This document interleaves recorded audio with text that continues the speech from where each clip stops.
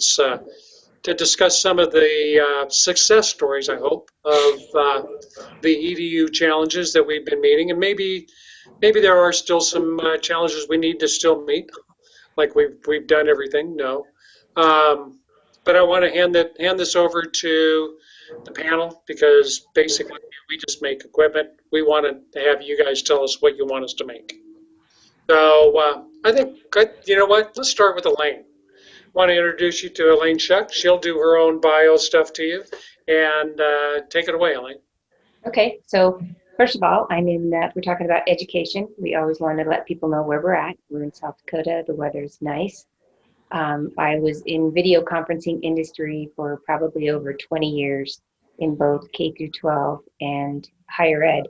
And it's kind of interesting because, 5 years ago, we were begging people to use video conferencing to enhance curriculum and just basically for everything. I mean, everything I did was, let's use video conferencing. Then, COVID comes and I'm no longer in that specific industry, but getting these calls from people saying, hey, remember when you reached out to me several years ago and, you wanted to show me how to use the technology? Well, I need your help. So I was in that world for a long time. Now I'm in the networking industry. I am in vertical solutions marketing, and I cover hospitality and state and local government. Still love the technology, and now that we've kind of all been forced to use this technology to communicate, I'm very blessed to know that, I know how to do it, and I know to help other people be effective in using it. So Elaine, let me ask you this. Because you were a subject matter expert, we'll call it that, on video conferencing prior, and people are still reaching out to you, what do you find is their number one problem that they're coming to you for? How to engage your students. Yeah. I mean, how do I get them to not be asleep? How do I get them to, when I ask a question, put it in Zoom chat and answer the question, and attend. I mean, it's more about the interaction, how to engage your students. I mean, that is the question they're asked. What applications are you using? What am I not doing so that I can let my students know that, they can ask me anything, they can communicate with me in several different ways. So that's the number one. Mm-hmm. Well, what kind of suggestions do you give people for this engagement? For let's talk K-5. Right now, let's say these elementary school kids that basically you've got to put a string on them to keep them in tow. Well, I mean, are we talking COVID and how it's a little bit different engaging because you have so many schools doing so many different things. Some are in classrooms, some are hybrid, some are remote learning, and you are trying to, as an educator, accommodate all the learning needs. I mean, it's going to be, I think right now, the suggestion would be, try to do as many things as you can engage, but for K through fifth grade, especially in the lower grades, and they're still used to hugging and, doing all these things. It's hard to, hey, you got to be behind the plexiglass. And, when you're in class and when you're hybrid, it's like you have, 4 other siblings that are trying to take the classes at the same time. The older ones probably would get it, and you can do certain things. And I've worked with educators before that you say a buzzword, and when their cameras are on, you can, they raise their hand if you say the word tree, so that that you have people, listening to what you're saying. That's a good idea. I mean, that's kind of what they recommend. You just have buzzwords for students. But you know what? You have kindergarten who are, playing with their shoestrings, and where you have fifth grade that may be more engaged, right? So how you read a story, and when you say a word in the story, how do they react? And that's what I've suggested for them to be able to interact and make sure that their students are paying attention. Yeah, I like that buzzword. That's pretty cool. Jason joined us. Jason Mobley's with Zoom, and Jason might have some insights as the EDU guru over at Zoom at this point. Jason, what do you think about what Elaine's been talking about here? The buzzwords, keeping those younger students engaged. And I'm just talking about the younger students at this point. I mean, I'm sure that there's other techniques for, secondary and then, of course, higher ed. Absolutely. So, number one, it's good to see you, Elaine. We talk a lot, right? But on the K through 12 side, obviously, during the pandemic, I feel, or even K through 5 in this example, I have found that we've done a decent job with the technology in terms of understanding how to use it. But I think the thing that is missing is the pedagogical changes, right? So if you're used to teaching face-to-face, you don't actually take that same approach and teach over synchronous video the exact same way, because you need to engage with the student. You need to use a lot of nonverbals, right? You need to look at eyeballs. Like right now, I'm looking at everyone's eyeballs to see if knowledge transfer is happening. And if I'm looking at Kelly, even though she's smiling right now and she seems confused, I'm going to bring Kelly back into the conversation. Or every time I hit a major point, I always say thumbs up, right? If we're good, if we're not, I'm going to cover it again. And either they can use thumbs up on the screen or they can actually use the nonverbals built into Zoom. So that's one example of what I would suggest. Okay, something to keep tabs on them. We're not at that point yet where we can set the cameras to give an alarm when the eyes are closed for too long, but that's coming. Believe me, we're looking at different types of gaze analysis, and it's weird stuff. But, when it comes to that, when it comes to the cameras and the audio and that type of thing, what do you find that the challenges to be in deploying those? I see we have Michael Baker twice, but the guy with the little red thing on his shirt, that's John Copeland of Barco. And John, your products lend themselves pretty well to engaging students, particularly in secondary and higher ed. What suggestions have you seen from your team that's working out in the field, and what requests are you seeing from instructors out in the world? I think what Jason just said is really applicable to get those visual cues. One of the things that we focus on is keeping all the learners at a very large size so that it's like they're in the room and the instructor can really take a look and see if they're engaged or not. But we also provide a lot of tools there for the engagement in the way of polls and questions and quizzes and collaborative whiteboarding, things that maybe you wouldn't think of in the secondary education market, but things that are really necessary to keep those people engaged, and then give the instructor instant access, not after the session, but during the session, to see how engaged the learners are, and to make sure that they're getting the content, to be able to see if they're answering the questions correctly or incorrectly, see how many times they're digitally raising their hand, just so that you can make sure that they're staying engaged, and then being able to look at them as well, being able to look anywhere across there and see if they're looking down at their phone or if they're multitasking like you're doing right now, Dan. So it's one of those things that you're able to judge the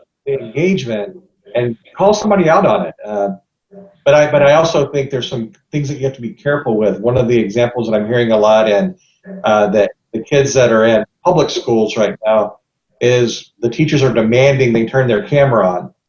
And it's creating some problems because in some cases the kids, there's a reason they don't have their camera on, either the environment that they're in or something that's going on. So there's a lot of controversy that's developing around that.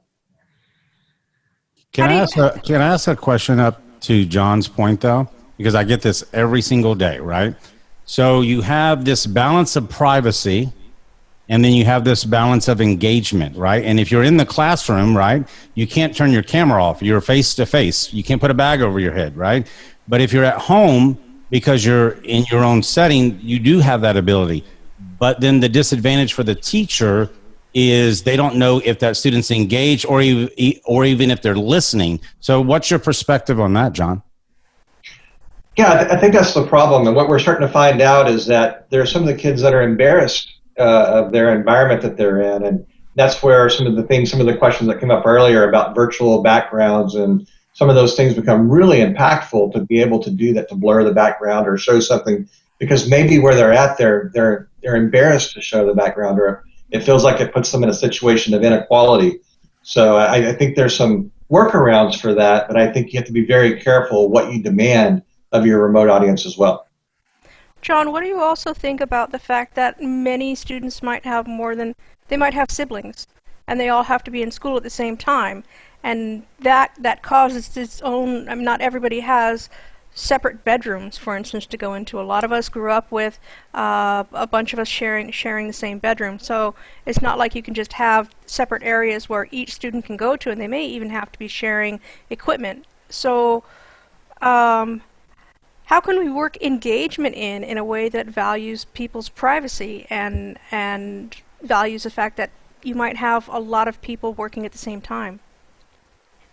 Yeah, really interesting question. One that I think that people are having to work through every day right now, where they do have all the siblings at home and the people that are working. And I think there's some ways to do that. A lot of times maybe you have to go to a dial-in where you're on the phone, where you have a little bit more of that privacy, where you're not using a speaker like I am today, or using earbuds, or using something where it becomes a little bit more private. But then you get into a whole other realm when you have that many people, and especially if you're in an underserved community, whether it be the internet not being really readily available, or you're very rural, or whatever it may be, where you can't even have that many sessions running at one time.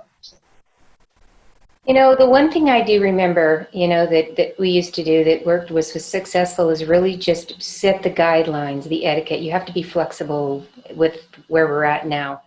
And you just say, look, you model as the educator what you would like to have happen as far as, you know, people showing their face or whatever. And then there's always workarounds that say, you know, little Johnny doesn't want to show his face, but he can collaborate using the Zoom chat button. So, I mean, you want to set the standard for what, you know, you would like to have happen in your classroom, what video etiquette is, what the background should look like. Does that mean 100% of the students are going to be able to do that? No. But there's always that, hey, if there's an issue with, you know, backgrounds, communicate with me. And again, that's a touch to your student to say, just put an emoji or something, and then just make sure you're active in the chat, or, you know, you can call me at any point. But I think as educators, we have to set the standard, because when talking to students, they say they love to have, you know, something that is a set guideline, and then because they know how they're supposed to act. I mean, even us as working with our own teams, I mean, when you've been video conferencing for years and years, and then people don't turn on their video, or they don't communicate, and like John was saying, he could see Dan doing something else. All you want to, as an educator, is to see your students. You want to know that what you're presenting, they're getting, and they're understanding, and they're responding, and, you know, so I think you set the high standard, and then you are flexible in how the students can connect. You give them an option so they don't feel embarrassed, or, you know. Yeah, I love that. I'm sorry, go ahead, Michael. Sorry. I'd like to bring Kecia in. This is Dr. Kecia, right? You're muted, by the way, Kecia. Hey, Michael. Hi. Kecia and I have known each other for a while. And she has been instrumental in technology and education. And I think it'd be valuable to bring her in at this point. Kecia, I know who I am, but it says Michael Baker on yours. She's my softer side. Let's put it that way. If you could just give a quick bio and background, and then jump in on this discussion, I think it would be very valuable. Yeah, absolutely. I know actually several people in the windows, so it's cool to see a lot of very familiar faces. I currently am a consultant, and I work with school districts. Mostly I'm working with New York City and Los Angeles Unified. I've worked with them for several years, but recently I'm working with them on we're calling it a reentry plan, and we called it a reentry plan in LA, a reopening plan in New York. But in each of the districts, we're using a lot of synchronous. We've worked extensively to figure out the balance between screen time and whether video conferencing counts as screen time and all of that.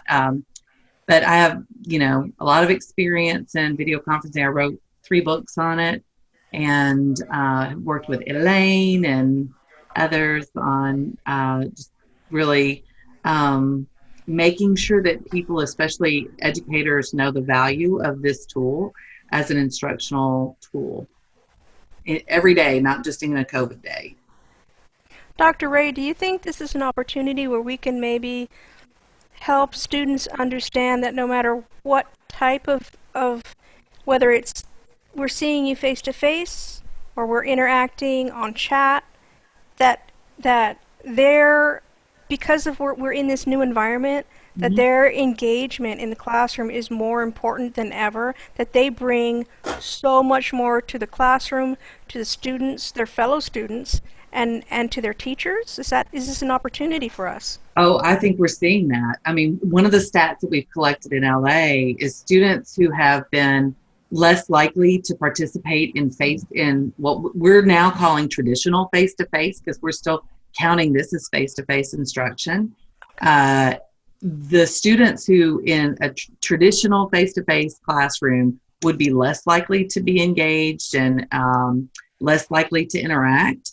In our virtual face-to-face, they're very engaged, and their level of interaction has exceeded what they ever saw in their traditional classrooms. So I think it's giving students an opportunity to express themselves in a variety of different ways. And in each of these systems we've talked about, it will never go back to the way that it was prior to March 2019. It just won't. And some students are going to find that they excel in this type of an environment, and they're going to choose it. And their parents are going to choose it for them. If I may, we also have Ray Vuko with us. Did I pronounce your name right, Ray? It's Ray Buyco. Buyco. Sorry, Ray Buyco. Ray is an actual user out there that's doing battle for us out there, trying to do some education. So I'd like to, I brought Ray in particular because I wanted to address that point of view. So Ray, you've been following along here a little bit. What's your experience, and do you have suggestions for the people that are viewing that may be able to help out? Well, let me just start with this. I don't envy this challenges that my colleagues here have at the primary and secondary levels. Yeah, I think it's harder. I think it's harder what you're doing to keep students engaged. I'm having a relatively easy time at getting it going, and part of that wouldn't work, I think, at especially the primary level. It might work at the high school level. I don't know. I don't have any experience teaching at those levels. But let me just show you some of the things that I do, because I'm approaching this like I would in the classroom, but a little bit differently. I teach history mostly, and let's see if I can move this around. I have a teleprompter here. Okay, and so, in this, you'll see me look right straight into the 360 camera that I have behind it. And, I'm looking straight into the audience, and I think what has really made the difference between this semester and last semester is the fact that I'm looking at my audience, even though they may not have their cameras on. And what happens in my class is that some people will unmute and say things, but mostly I get the chat blowing up. So on this computer, I've got 2 computers going. I have a chat. I usually have the participants here as well, and I will have the chat blow up. So I'll talk. I'm a traditional lecturer in many ways, although I sort of bring in some populism because these are big general ed classes. I've got, one of the things that you probably won't envy about me is that I teach 8 classes. I teach 5 at San Jose State University and 3 at Ohlone College. The workload is just incredible. I find myself working from the time I get up till 11 or 12 at night.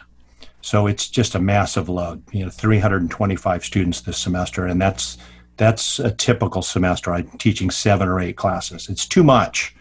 And at some point, that's a labor issue. We'll have to deal with that in another conference.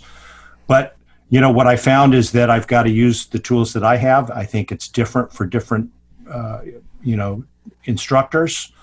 And, I basically have to relate history to people's lives. And the advantage of the synchronous type class is that I can use students' experiences. When I ask them about, have you done this? Have you lived through that? What's your experience doing this? And then I relate it to historical events, because as we know that there are many relevant experiences that we're going through today that we can relate back to history. And so that seems to work in terms of engagement in these large general ed U.S. history classes. And so, the difference between this semester and last semester is I'm looking straight into the camera as opposed to looking a little bit off camera to make sure that I'm on point with my notes. And I think engagement has improved. If judging by the, the chat and judging by the, the student test scores on the midterm exam. It seems like the message is getting out. I think I'll just say a couple more things, that I think there are some things that we can never go back on.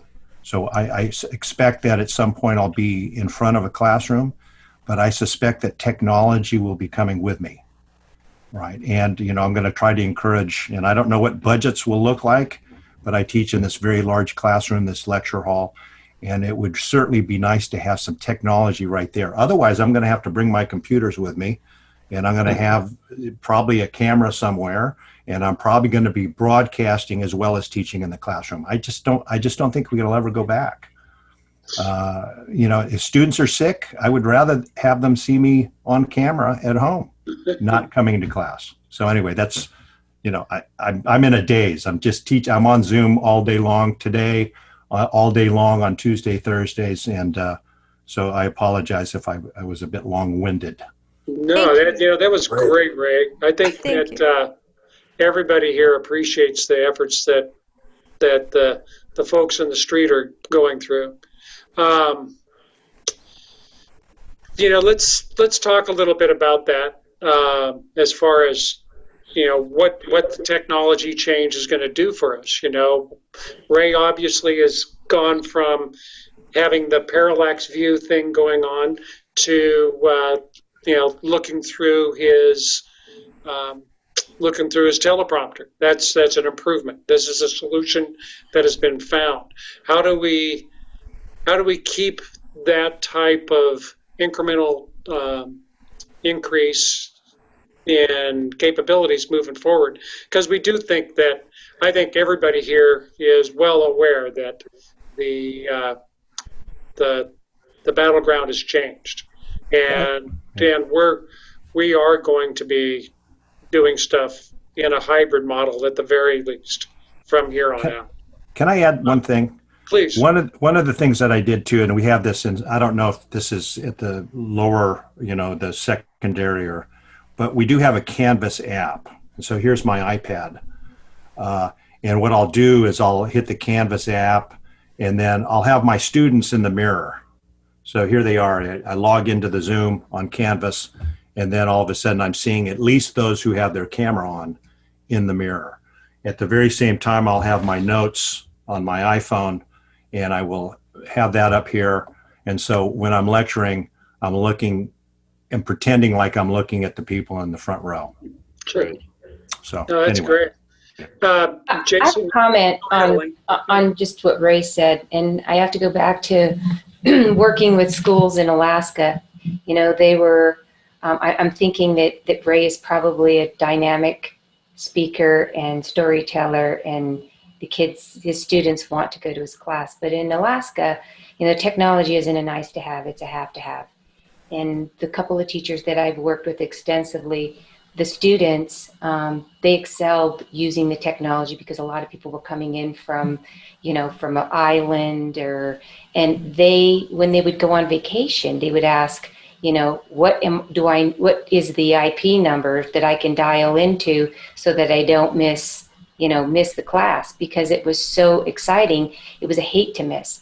So it sounds like, and everybody excelled. The grades were great. I mean, they didn't want to miss. And it sounds like, since you're having so much, the grades are great, people are coming to your class. It's just, you're an excellent presenter.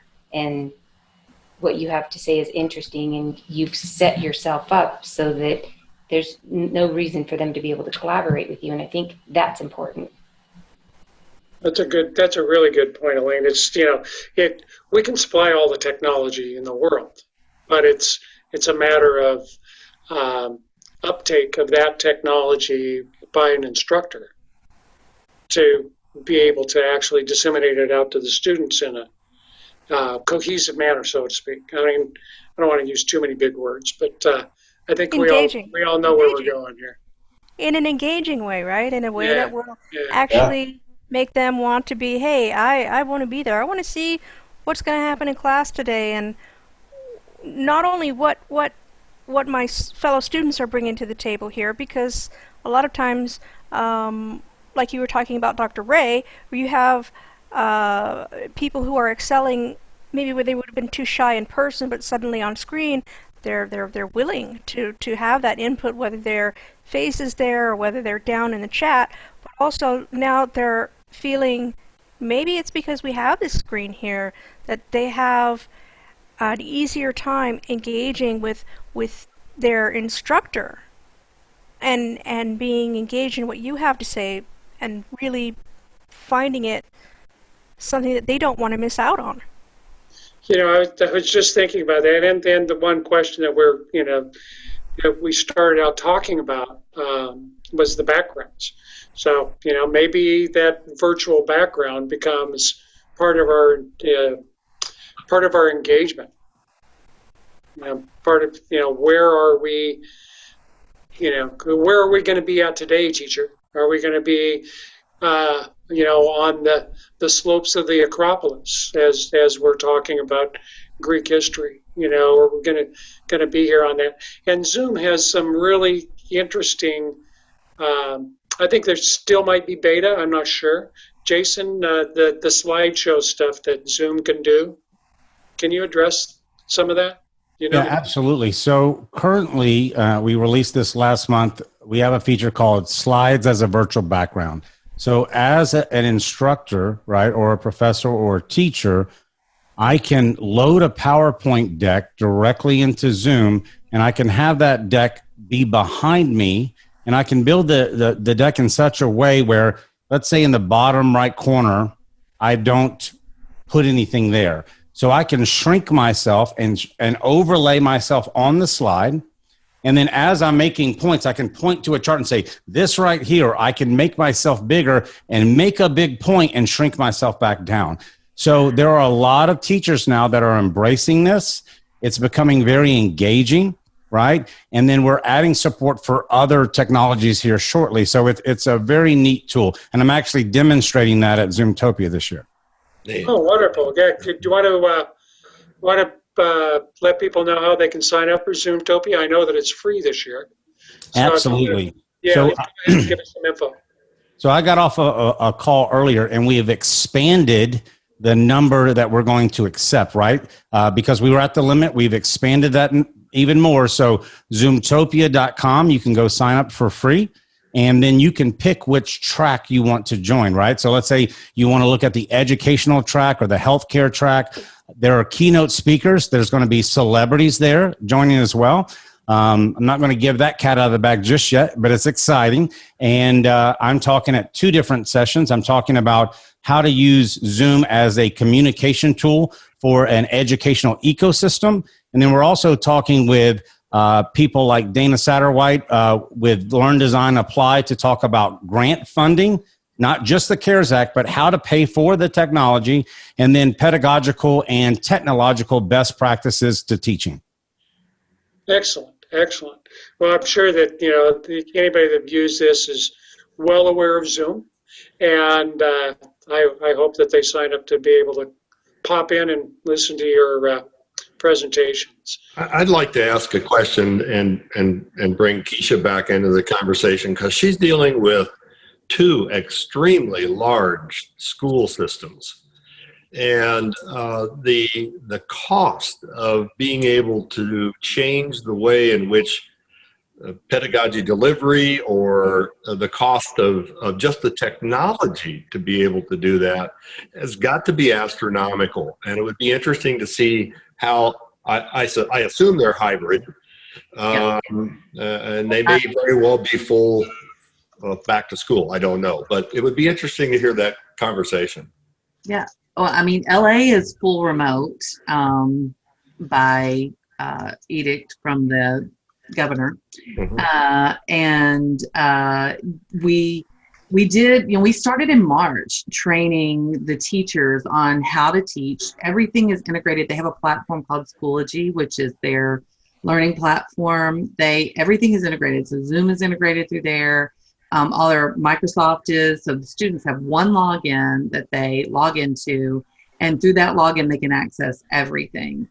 The teachers participated in, we trained 14,000 teachers synchronously last spring, and then those 14,000 each became kind of trained the trainers in their respective areas, districts. And so that's been magnified, and we've had asynchronous opportunities all summer, as well as a few synchronous. We're doing now like 2 to 3 minute videos that on things like, for example, virtual backgrounds. One of the things that we realized was, because initially there was, kids can't modify their backgrounds, and then we're like, they probably should be able to do that. So we created a really quick mini lesson on how students could tell their stories, or their feelings, because social emotional well-being is a big topic in instruction today. And so they do a wellness check essentially through a Zoom background. And we've taught the teachers how to do that just using 3-minute videos. So we're sending everything out now in these kind of very small videos. It's all asynchronous. But that's what we did in LA. In New York, we are doing full-on blended, and that's and it's hybrid. They opened last week and already have 6 zip codes that are having to close because of spikes. We don't think it's because of schools, but you never know. So we're transitioning there, but they do use Zoom. They have some other options as well. Teams is another option that they are using. They're very site-based, so the schools get to kind of make their own decisions around the tools that they use. But they have received training 100% asynchronously. And so we created a master class for them to participate in, and then they all got to participate in the master class. And now we're doing synchronous opportunities where they can sign up for synchronous.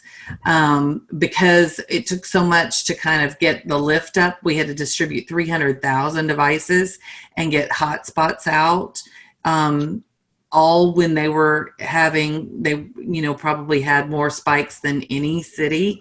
So it was a little bit challenging to get that lift, but we did it. And now they're up and running, and teachers are receiving kind of on-demand PD as we're moving into the year. But their year just started last week. It's just such a tough challenge right now for not only the instructors and people like us that are supplying the equipment, people like Jason, who is working with trying to help with the infrastructure, but the parents, the students. Oh, yeah. That this transition that it's kind of weird. It's like a transition in responsibility that what they used to just like shove the kids onto that big yellow bus and boom, okay, my day's on, I can go do my thing. Now they have to. They're responsible for their children throughout the day, and the challenges I think on that end have to be so frustrating. I can't even imagine really. But but it's, you know, it's incumbent upon us as the professionals in the field to communicate to the parents as well, you know. And how do we accomplish that? You know, what are some of the tools that we can use and have been used? And that's kind of the theme of this one. What has been used that's worked? So, you know, Dr. Ray, you I'm sure you have some insight into this of how to get the parents to not feel overwhelmed so much. I don't know if they still don't feel overwhelmed, but Exactly.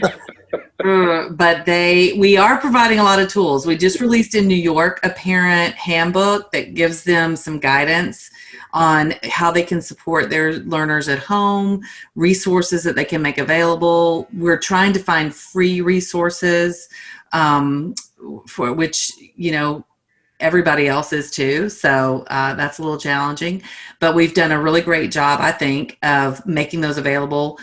We've partnered with Common Sense Media, who has a solution called Wide Open Schools, and it has a parent interface. So parents can go into Wide Open Schools and the parent interface and get just a ton of resources, including counseling resources, health and medical resources. I think the biggest kind of largest group of parents that we're having to really attend to as far as making sure that the student's needs are truly being met is the parent of a student with disabilities. And some of the disabilities really do need in-person care and in-person attention. And so mediating that and trying to figure out the best way to do that in both districts. Some services are going to home and finding providers that will go into homes if the parents will allow that. In each of the districts, there are care centers that have been set up. So it's never really fully been shut down. There's always been a care center that a parent can go to get additional resources or even just get a relief. You know, there's a lot of single parents out there that need just kind of a break, you know. And so those have been provided in each of those districts.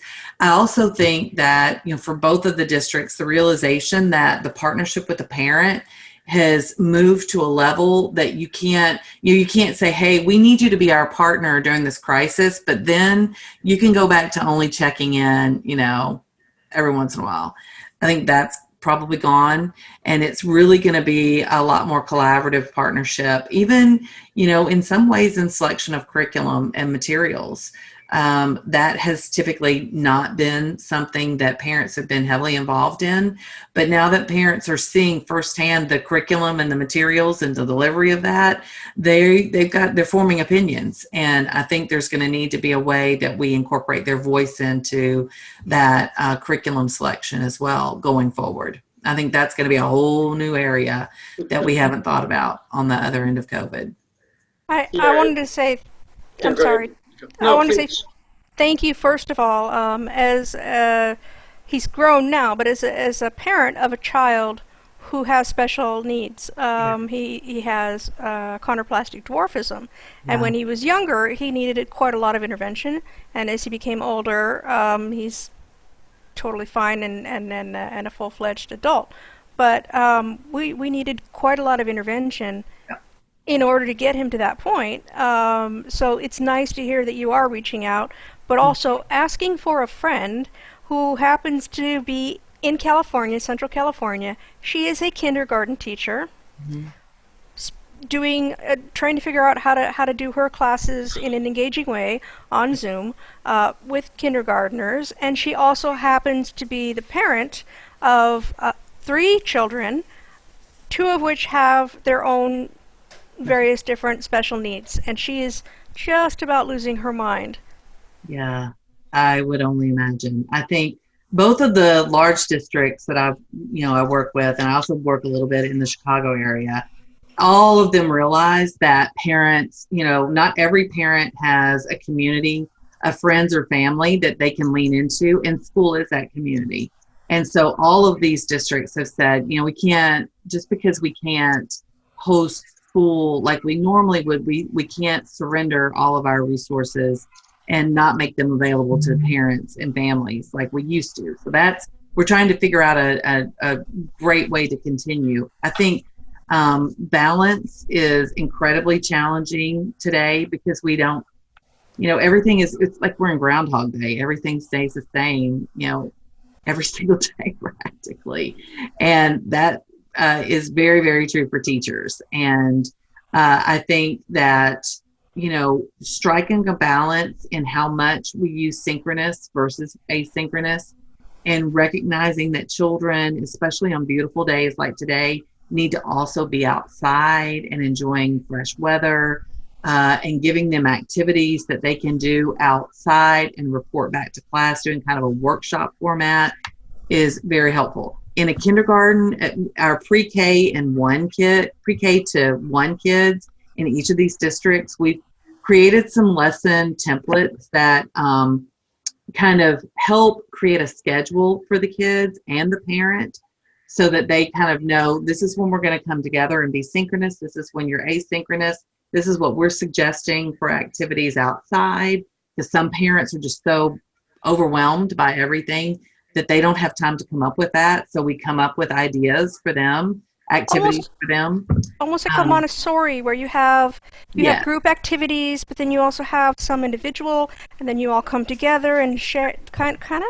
It's very much like that, because I have a Montessori background. So it is exactly I'm a Montessori kid, so. There you go. Yeah, it's very much like that. And in times of trauma and crisis, you really have to pay attention to self and self-awareness, and that's not just for the parents and the adults, but for the kids, because the kids they're feeling the tension too. They know something's off. They know something's not right. So you've got to give them structure. Structure is number one important in helping a kid stay kind of at peace with themselves, and also direction. And if parents are overwhelmed with their own, they've lost their job, they have a parent with COVID, whatever, then they need some support. And we're trying to provide that support through these family guides. Thank you. I love that. Yeah. Jason, I know that Zoom has some stuff probably either available right now or queued up to help out that K-5 world that we're kind of talking about right now. Again, I think that we have spent so much time addressing the higher ed and even secondary that the poor folks down there at the kindergarten level and primary are being left behind a little bit. What do you think, is a good solution? Good ways to help these folks out. I'm trying to articulate that, but it seems to me that we as industry people should be able to provide some solutions. Absolutely. So I'll take this from two perspectives, one from the hardware and then one from the new features that we've just launched, right? So from the hardware, obviously K through 5, you see a lot of Chromebooks out there, right? And part of the issue is our Chromebook app needed to take a step up, right? So we were recently did it upgrade with our Chromebook app that has brought it up, and we're going to launch in the very near future, and we'll announce this soon, that we completely redesign that experience, right, and create that feature parity with that, right? So that's number one. Number two is, from a feature perspective, there's 3 features that kind of come to mind in your example. Number one is customizable gallery view, right? So if you're the teacher, I can drag the tiles in a certain order, in a sense, creating a seating chart. And when someone new comes back, it doesn't reorder the tile. So that's really good. A second option is multi-pinning, right? So with multi-pinning, and this kind of goes to what Tamiko was saying earlier, when you have students that have accessibility needs, right? So I'll give an example. Let's say you have a school where you have students that are either deaf or they're hard of hearing.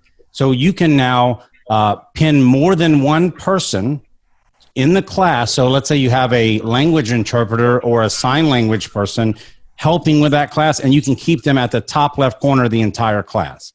Now, the third option is multi-spotlight. So let's say I'm a teacher and I want to have a group discussion, or they're doing a group presentation. I can then multi-spotlight up to 9 students, and they can present, and everyone can see those 9 students, and then I can bring them down. So those are 3 to 4 new features that we've already launched that are very helpful in this type of K-5 environment. That's cool. Thanks, Jason. Those things are going to be great. I think particularly the Chromebook improvements, because we all know the struggle of working with the Chrome OS. John was mentioning a little bit earlier, I think on the group chat there about that eye contact. John, Barco has done such a wonderful job of engaging with the higher ed and secondary worlds. What solutions have your customers brought to you that have been working for them? Well, really for us, the solution is an instructor, like a virtual instructor-led training studio. So they're in a studio, they're standing in front of a large video wall, or they're in a hybrid environment. The video wall maybe is in the back of the room, but the key for us is to have perspective cameras associated with each display, so that if audio comes from the left side of the room, the instructor looks to the left side of the room, and they have perceived eye contact with that student.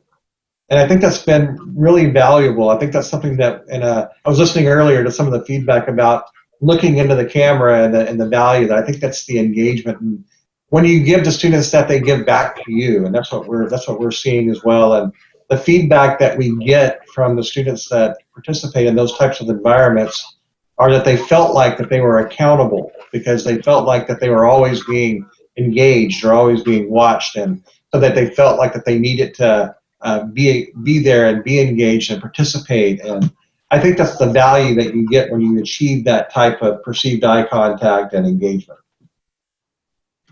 Cool. Yeah, the eye contact thing is big for me. And obviously, I wrote in there that I put my camera on a tripod, so it sits right in front of my screen. It's blocking half my screen. But when I'm talking to you, I'm actually engaging with you eye to eye, because I'm looking at my screen. This is a natural position for the cameras to be right in the middle of the screen. Unfortunately, without a teleprompter or Marley's ghost mirrors, I can't do that. Hey, Jason just let me know that he's got to jump off and go on to another one of his EDU challenges webinars that he does all day long. I wanted to thank him for joining us. We're going to continue on. Jason, do you have any last words you want to say?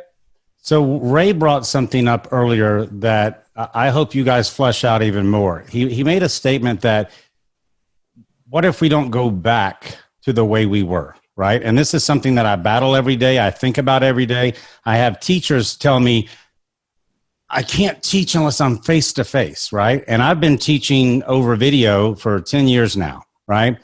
Actually getting my doctorate right now in instructional technology. And that's what I'm actually doing, is comparing face-to-face teaching to synchronous teaching, where that's actually been done at the same time. So I think I would be interested.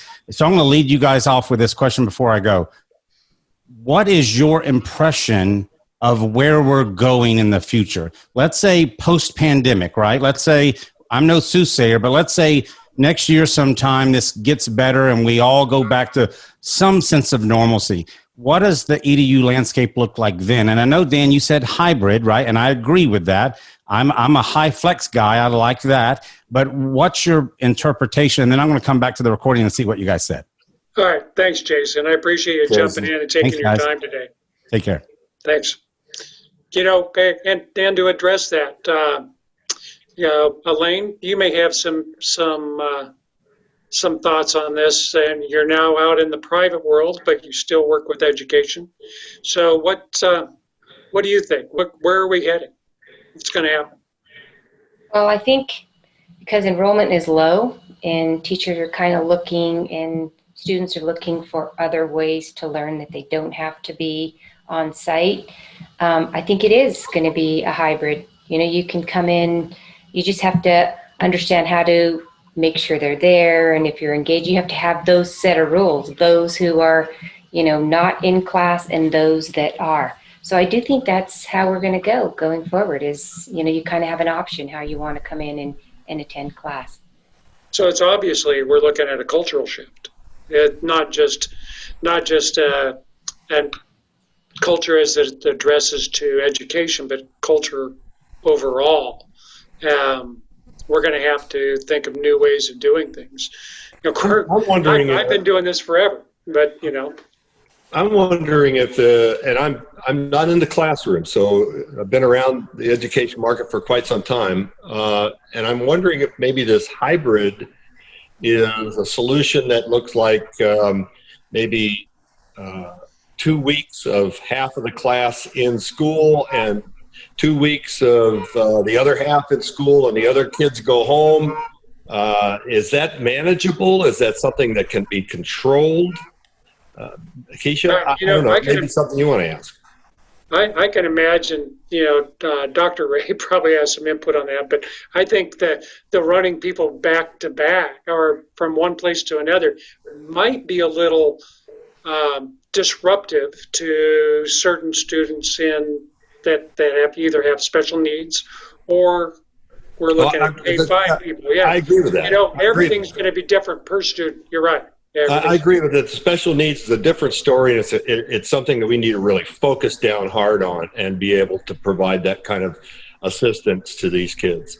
But for the everyday class in, class out kind of thing, is it something where we can get a feel for where the students are in their learning curve as far as being able to manage them in class versus out of class? Yeah, I mean, that's what they're doing now. They're doing in New York and the Atlanta area and most of the districts that are doing hybrid, they're doing 2 or 3 days in person, and the rest of the days they're completely virtual, but the virtual has a synchronous component to it. And I think the concern is that when they're coming in in person, they still have to keep the 6 feet distance. And so kids thought they would go back to normal, and normal is 6 feet away from my very best friend. So I really can't talk to him or pass him a note or do anything. So that's not normal. But I think that what we're learning is this can give us a solution to some scheduling issues. We could probably do a Monday, Wednesday, Friday, and then Tuesday, Thursday, kids are virtual because we can't afford to build any more buildings, or we don't have any money to buy more land and expand, but we still have more kids coming in. So I think we're seeing this as, this could be a potential solution for some of our capacity challenges that we've had over times.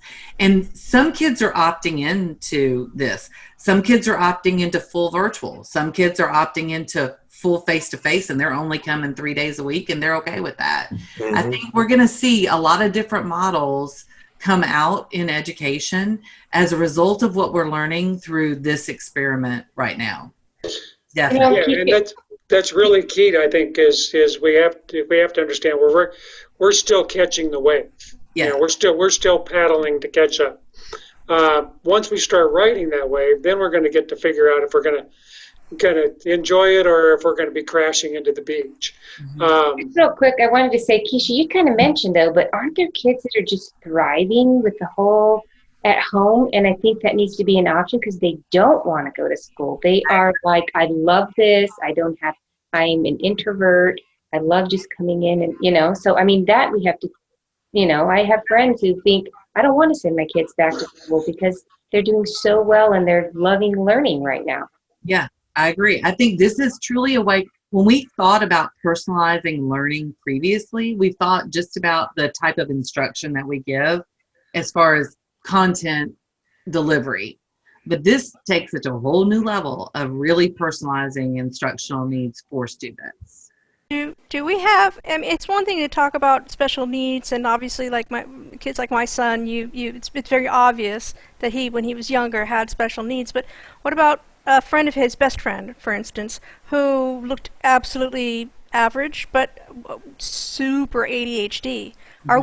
Are we having any data points that are showing how our ADHD kids are doing in these environments? Do we have any of that yet?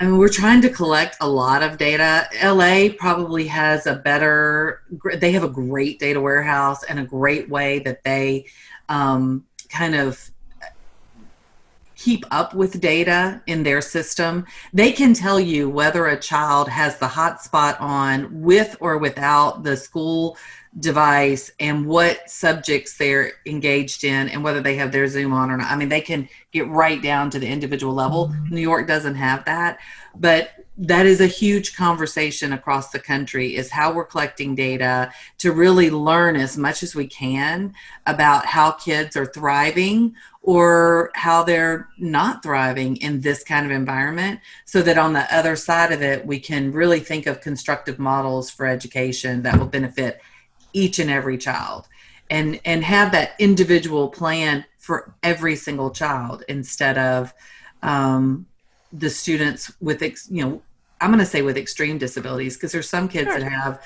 kind of borderline disability that never qualify for an IEP, but they would benefit from one. They would absolutely benefit from an IEP. I think we're going to rethink the way that we teach and the way we design school after this episode, and after we have the data points that we need to look at to constructively formulate kind of a go forward plan.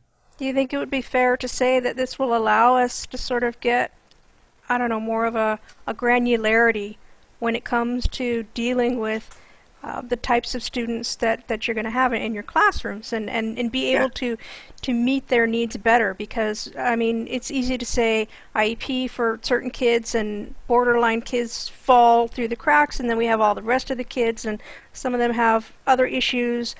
But maybe this is going to give us a better look at how we can manage to deliver a more effective and engaging curriculum. Yes. For all of them. I do. And I also think, one district I'm working with is doing hybrid, in that they've got some kids coming to school every day and some kids not coming to school every day, but we're delivering the same instruction and half of the class is on a monitor in the room.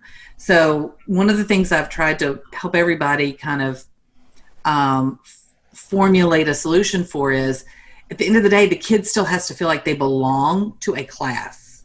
They can't feel isolated or remote from their group of peers. And the way we do that is we incorporate them into a whole group setting, even if that means through video. We've done this, many of us on this call, for decades, but it's new for most of the teachers in the world today. And so helping them construct classrooms where kids feel like they're part of a classroom and they can opt in and out of things as they see fit, I think is going to become our normal. And I think that we're going to rethink the way that we meet individual kids. And I think that it's going to really change the way we look at instruction in general. No longer can a teacher say, well, I've not used technology, so why should I use it now? That ship has sailed. Those people retired effective May 20th last year. So now we have teachers that are all in with using technology in a very effective way to transform learning for kids. It certainly is generational. And, I'm an old guy, but I live with technology all the time. This is what I do. So this doesn't bother me at all to be this way. But I'm completely different than most people. So it is a generational thing. We are going to be embracing this more. Can I chime in on one thing? Please, Ray. Yeah. One of the fears, okay, and here's, and I'm all in on this technology. I'm going to bring it into the classroom. And one of the discussions I've had with the administration at my university and with the provost specifically is the amount of work I've put in. And quite frankly, it's unpaid work. And I'm all for it because I care about my students. But at some point, there is a labor issue. I told you that I'm working from the time I have my coffee all the way till 11, 12 at night to try to make this experience engaging for my students. I also teach a couple of asynchronous classes. And one of the fears I have, as a teacher, is that my stuff is just going to be used in other classes, that they're going to take, the videos I make, and California has CalBrite. It's a completely online community college. They're just going to take my educational material and create courses and not pay me for it. So, that's the other end of this, the downside. And I don't think it can be underplayed because, I'm a great value to the state of California. If, I don't want to show you my tax returns, but I guarantee you that, I'm a great value. The question is, how far do we take it? And, from my experience in the last 10 years of teaching, I spent most of my life as a musician, is that, there are always people that will take advantage of the work you do. And we have to be careful about that. The technology makes it easier to take advantage of the workers in this format. And I don't know if anyone wants to address that at all. I had a question for you, Ray, but I'm going to just set that one aside for a minute. And it was about workload, but I'm going to set that aside. Are you trying to say that as a teacher who creates content, you create a curriculum, you create an engaging environment, again, I would say that most of the teacher's job is done outside of the classroom and in after hours, because a lot of what you're doing, whether it's grading, whether it's coming up with the curriculum, the way that you're going to be teaching, a lot of that, so much of that happens outside of your normal classroom hours. So if you put up something that is asynchronous, is that something that is not owned then by you as the content creator? Because you made that class. There are rules and there are union agreements that say that it is. That being said, I have colleagues who say, for instance, I have a colleague that used to teach at Arizona State, and she says that parts of her lectures have been incorporated into other online curriculum. So the question is, how does that happen? That's a danger. And of course, many of us are too busy to be filing lawsuits left and right over that kind of content steal. And look, there's a certain amount that we share with our colleagues, right? There's a certain amount of learning that, as as teachers, that we think it's beneficial for our students. And believe me, this is not about being selfish. It's about, being replaced by technology in many ways. Having our, sit here and you devote your career to making this stuff, and then all of a sudden everyone's taking it and you're out of a job. That's the extreme. But, I don't want to underplay that because, it does happen, as we know. Well, I think it's a concern, Ray, and a valid one. But it's also, we do have to know that our world has changed. And so what you're talking about here with the agreements and how do we navigate this new world of content ownership? It's going to be a different, my dad was famously always said, it's a different world. It's a different world. Anytime any type of technology would come at him, it's a different world. And he would be one of these people that would be completely happy with a horse and buggy. So, we're going to have to see that change. We're going to have to see that happening. So, hey, we're going to have to wrap up. This has been an incredible roundtable. Thank you very much. I'd like to give everybody an opportunity to just chime in a little bit if they have something else that they want to say. What I want to say is sincerely, we at VDO 360 are trying very hard to help this particular vertical achieve success. I really work hard on trying to bring the right technology to fit this world, and I'm way open to suggestions. This is what we do. So that's my end.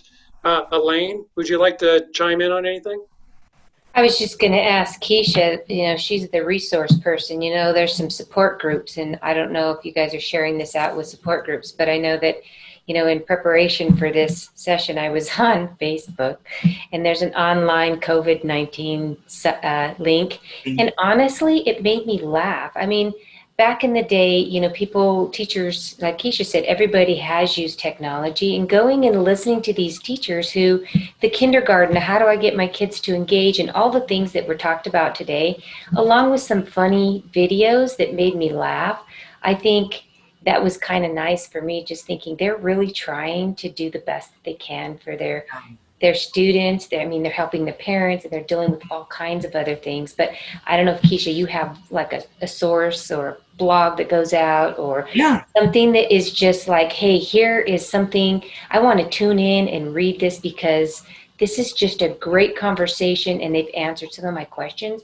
I think for me, I like just going and looking at that. It made me laugh because people were trying to be fun, even though things have been awful for them. So I don't know, Kecia, maybe you can share something that you might be doing. Yeah, thank you for that, my friend. I do have a newsletter that goes out. My website is k20connect.net, and I have a newsletter that goes out to anybody that signs up for it. We're actually sending it out on Friday, and it lists all the events that we're familiar with around just developing as a teacher, as an administrator. Administrators are having a little bit of a challenge evaluating teachers' work in these virtual environments. So we put all of that out in the newsletter. Every Wednesday I do webinars about various and sundry things, but it's highlighting what districts are doing so you can kind of lift everybody up. We're all in this together for the first time. One thing that I say on my webinars is, for the first time in the history of the world, we've had a synchronous event. And we're all in the same place at the same time, learning the same way, and in many ways with the same technologies. So this is a monumental time in history. So that I've got Facebook pages, but I think if everybody could just visit that page, k20connect.net, sign up for the newsletter, then I can direct them to a ton of resources that I'm curious. Thanks, Kecia. Oh, thank you. Sorry about that. I put that up on the website. I put .com. Sorry about that, Dr. Ray. If you want to go ahead and put in your link there, that'd be great while we go ahead and close out the rest. John, you still here with us? I don't see I'm still here. I'll make it quick. I'll just say that if you're having issues, reach out to your local distance learning association for your state, or the United States Distance Learning Association. I serve on the board for both, and we're happy to help. Thank you, John. I imagine that you've gotten a lot more requests over the last 9 months than ever before. It's what we exist for, so it's been good. Yeah. Good. All right. Ray, did you have anything you wanted to add at the end here? No, thank you. Despite what I brought up at the very end, I'm very enthusiastic about the changes and where we're going with this. It's my job to be, sort of bring up that other part of it. Absolutely. Yeah, that's great. But that being said, we're going to be able to serve our students in a much better way. And I can see it already in this semester. I could see a little bit of it in the spring, but we had to adapt so quickly to the situation. And, over the summer, we did a big training at San Jose State, but I also learned all these new technologies, including Camtasia, which is a lot of fun, but it's very time consuming. So my students, not only are they getting the live lecture, but eventually, in a couple of weeks later after that, they get a review video. So, here now is a history class, they get the live stuff. They also get what they might get only in an asynchronous class. So they're getting the best of both worlds, I think, in the Zoom situation. And students had told me, I thought about it. I am teaching 2 asynchronous classes at the community college because they thought that was better. They get more enrollment through it. But I polled my students, and the students say that they would rather have, the time, the structure of coming to class at a certain time. And so that's why when I chose my classes for this semester, I went all completely synchronous, even though I'm absolutely exhausted every single day. So, but the students, I guarantee you, they like it, and I'm glad that I did that polling. because I may have picked a couple of asynchronous classes. And I'm still, maybe some of you will teach me at a later date. I still need to figure out how I can take what I do live and do it in those asynchronous classes, because I'm not able to. The student experience and then being able to improvise how I use that to teach my class. You can't do it in an asynchronous fashion, but I want to learn how to do that. How do I do it? I don't know.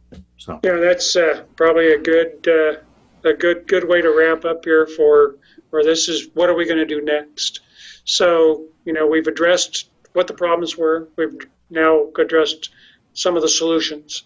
Now I think maybe our next little roundtable. I like these. By the way, they're great for me. Maybe our next one will be, what are we looking at? What does the future classroom look like? What are we seeing with the next generation of education? So anyway, I want to thank everybody for popping in. We're going to go ahead and close this out now. And again, gosh, what a great session. Thanks.